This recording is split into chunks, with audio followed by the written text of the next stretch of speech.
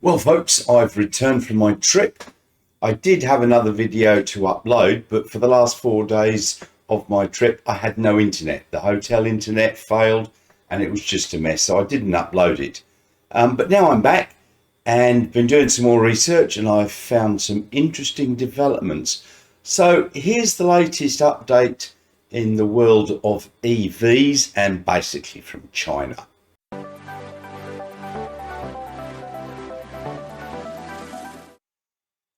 CATL have just launched a new battery called the Qilin. It's their third generation, and it uses their cell to pack technology. So this takes the cell and puts it straight into a pack rather than cell to module to pack. So it actually saves a lot of space and weight, and it's given them quite a massive volumetric advantage, as the volume utilization is 72%.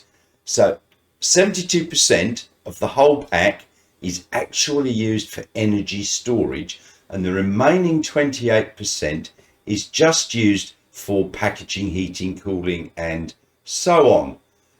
So compare that to BYD's Blade battery, which previously was doing pretty well at 62.5%. So this new cell to pack Qilin battery that CATL have come up with gives it an energy density of 255 watt hours per kilogram, and that's very good. It's actually about 13% higher than the Tesla 4680 batteries. So with this new design, their heating and cooling is up to 4 times more efficient, because they put the cooling between the cells, not on the bottom, which is where majority of cooling parts are. So it allows it to have a charging time from 10 to 80% of 10 minutes, which is pretty good. So that could be a 400-kilometer range in 10 minutes. CATL have said that they're going to put this into production next year, so it should start making it into cars by later next year. CATL actually already supply quite a number of EV manufacturers with their batteries, and they've already announced that Li Auto, which is a Chinese EV manufacturer, is expecting to adopt these new batteries in its new EVs. And Lotus Technology, which is actually owned by Qilin, which is based in Wuhan in China, their first EV model, the Electra, has hinted that it's going to be using these Qilin batteries, although it's unclear whether it's just for the local market or for the global market. But this is quite an intriguing development in battery technology.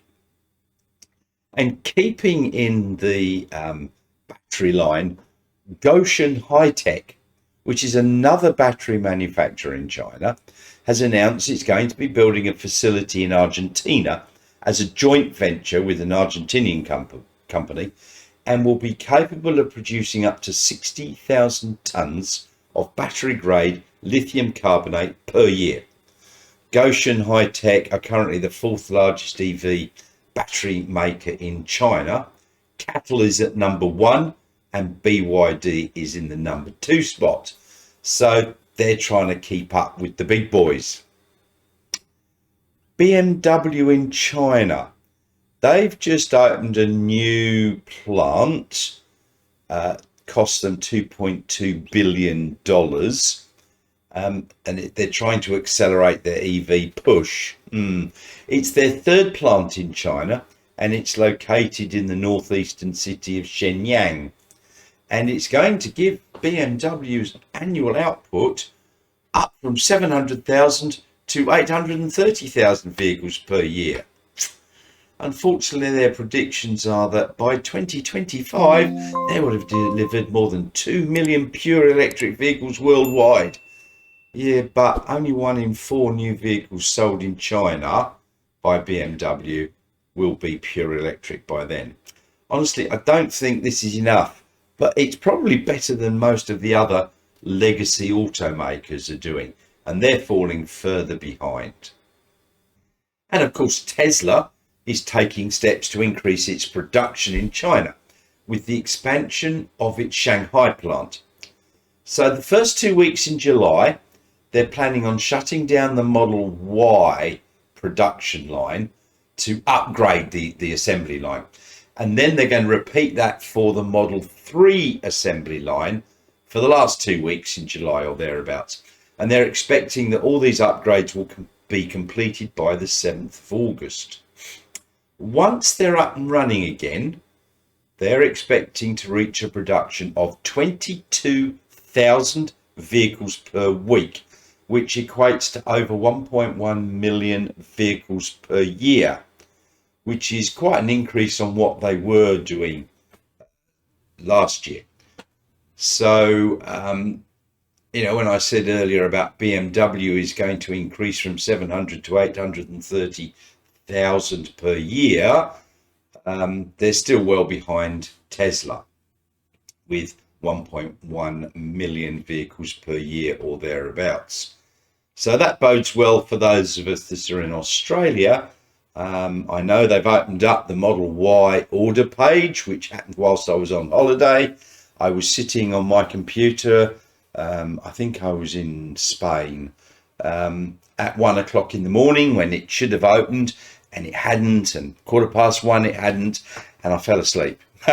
And when I awoke again at about 5, the order page had been open for a few hours, and I did manage to get in my Model Y order, and it did say that I wouldn't be getting it until November 2022 to February 23. But now I've got home, I have noticed that my delivery time has changed, August to November 2022. So, fingers crossed, I'm going to get my nice Model Y sooner. And don't worry, my BYD order is still in. I'm not sure about the BYD at the moment. I don't know if any of you have seen Sam Evans' video on the BYD Atto 3, and it still hasn't been crash tested. I personally am not interested in driving a vehicle that hasn't been crash tested to at least the level 5 ANCAP rating. So I'm going to take it for a test drive and see what I think. And I may just have to wait for the Model Y. But we'll see. BYD, get your game going. And finally, here's a very quick WTF moment. Whilst doing some research, I came across this morning. Sany, who's quite a large Chinese truck and construction equipment maker, have announced they're going into the electric pickup truck market.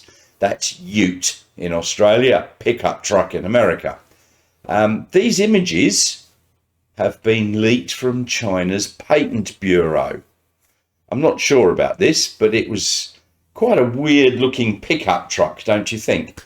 They say that they're going to unveil this electric pickup range later this year at the Guangzhou Auto Show. So if I come across some more information, I'll of course let you know. Comments below. What do you think of this weirdo EV pickup? So thanks for watching. Please don't forget to click the like and subscribe buttons. It doesn't cost you anything, but it will help the channel be promoted. And make some comments below.